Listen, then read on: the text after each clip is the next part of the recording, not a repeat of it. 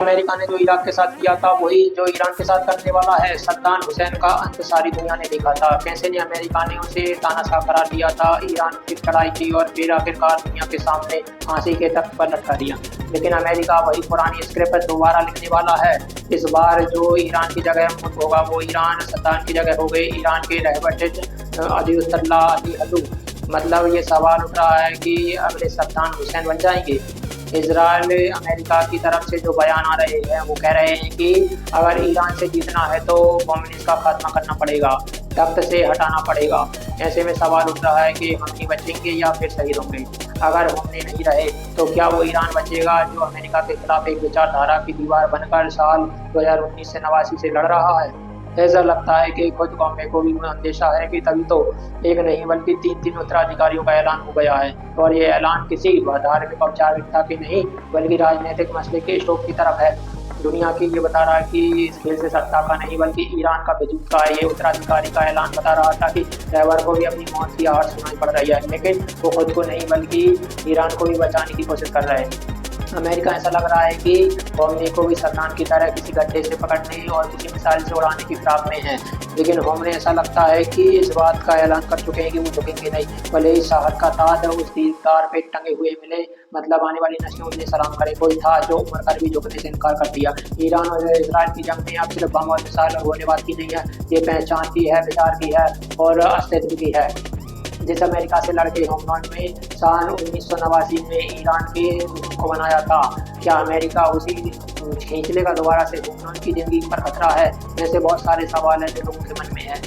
इस वीडियो में इन सारे सवालों के जवाब हम आपको देंगे। साथ ही आप बताएंगे कि होमलैंड इस वक्त कहाँ पे है, क्या वो सुरक्षित है, ईरान सुप्रीम लीडर कैसे चुनाव लड़ रहे हैं, घूमने के बाद कौन है जो सुप्रीम लीडर हो सकता है, उत्तराधिकारी की लिस्ट में कौन सबसे आगे चल रहा है, क्या होमलैंड का बेटा मुस्तफा जेल से बाहर हो चुका है या फिर खिलाड़ी हुई है, ईरान की दुश्मनी कब कैसे कहाँ शुरू हुई और क्या ईरान टूटेगा या फिर ईरान और खतरनाक बनकर अमेरिका और इसराइल पर जंग लड़ेगा। मतलब कि वो काम ईरान की सद्दाम हुसैन नहीं कर पाए वो ईरान के हुक्म कर जाए। ये सारे सवाल हम आप क्या होमलैंड की मार की योजना का बना रहा है? जवाब है जी हाँ। मतलब कि ये बात सिर्फ धमकों की नहीं रही, मतलब अमेरिका होमलैंड की हत्या को एक प्लान के तौर पे देख रहा है। और वो कुछ कह भी रहा है कि इजराइल के प्रधानमंत्री नेतन्याहू का स्टेटमेंट है ये है कि जो कहते हैं कि ईरान में कोई सुरक्षित नहीं, हर ऑप्शन उनके टेबल पे है। मतलब उनके रक्षा मंत्री और खतरनाक स्टेटमेंट देते हैं कि होमलैंड को जीने का हक नहीं है, आतंक को जड़ से खत्म करना तो उसकी गर्दन पे वार करना होगा।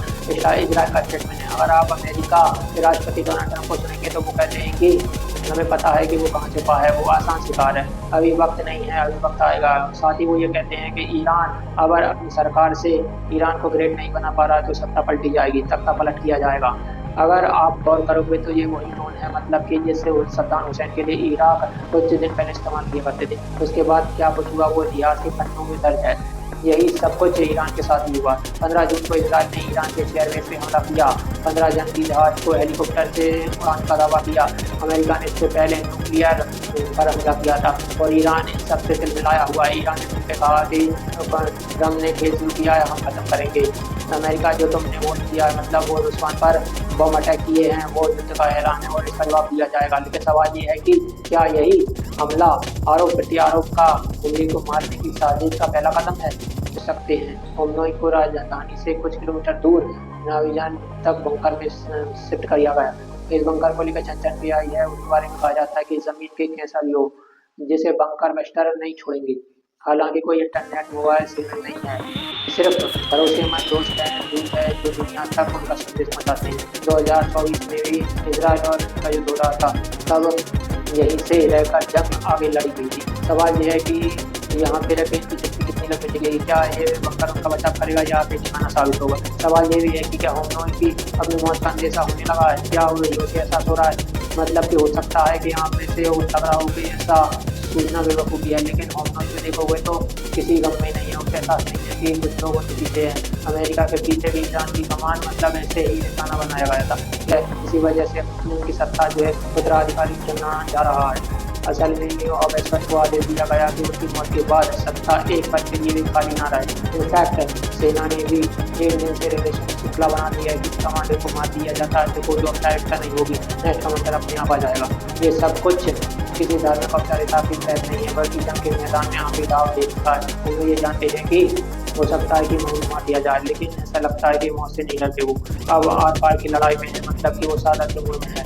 अब उनके स्टेटमेंट को आप सुनोगे तो इस बात का एहसास होगा कि क्या वो कहते हैं, अगर मेरी जान डाल दी है तो मैं सही रहूँगा, लेकिन ईरान का सिर कभी नहीं झुकूँगा। अब सवाल ये है कि 3 उत्तराधिकारी आए हैं, उनमें से कैसे चुना जाएगा? ईरान लोकतांत्रिक देश नहीं है, वहाँ पे आस्था और व्यवस्था का एक अजीबो-गरीब गठबंधन है। जैसे हम कह सकते हैं कि वेटिकन सिटी का वैसे ही यहाँ हुआ है, जहाँ सुप्रीम लीडर को मतलब रहबर जो रास्ता दिखाते हैं, असल में रास्ता दिखाता भी है, वो रास्ता बनाता भी है। जैसा कि हमने कहा कि इस तरह का शासन सब होता है, लेकिन ईरान जंग के मुहाने पर है, वो हमने तय कर लिया कि इस बार वही जीतेंगे।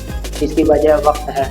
अब सवाल ये है कि चुनना किसे है? 3 मौलवियों को उत्तराधिकारी के तौर पे चुना है, लेकिन उन 2 का नाम सबसे ज़्यादा है। पहला नाम अली रज़ा अराफ़ी, शिया धर्मगुरु है, साथ ही मतलब असेंबली ऑफ एक्सपर्ट के अध्यक्ष गार्जियन कन्वेंट के सदस्य हैं और इनकी कौमी से दोस्ती भी है। 97 में जीते। दूसरा नाम है हाशिम हुसैन जी का। हाशिम हुसैन मतलब सिख समुदाय से है, ईरान की 90% आबादी है जो उसी में से आते हैं। ये हम इनकी बेहद है, तो इसी के चलते इसकी दावेदारी मानी जा रही है। हालांकि पहले हमने के बेटे का नाम चुना गया था, मुस्तफा उनका नाम चल रहा था। क्या वो सिलसिलेवार है? क्या सत्ता की रेस में सबसे ज़्यादा नाम जो पहले जो चल रहा था खुद हमने के बेटे का था? सालों से उन्हें रहबर माना जा रहा था, लेकिन जब हमने ने उत्तराधिकारी की लिस्ट सौंपी तो उनका नाम नहीं था। कुछ जानकार मानते हैं कि वो नहीं चाहते हैं कि रिजर्वेडा नाम आए इस दौर में। जब जंग की कहानियाँ आए तो उसे पहले से ही तानाशाह कह रहे हैं और कुछ लोग जो की छवि सख्त है। 2009 में वो चुनावी धांधली के खिलाफ सड़कों पर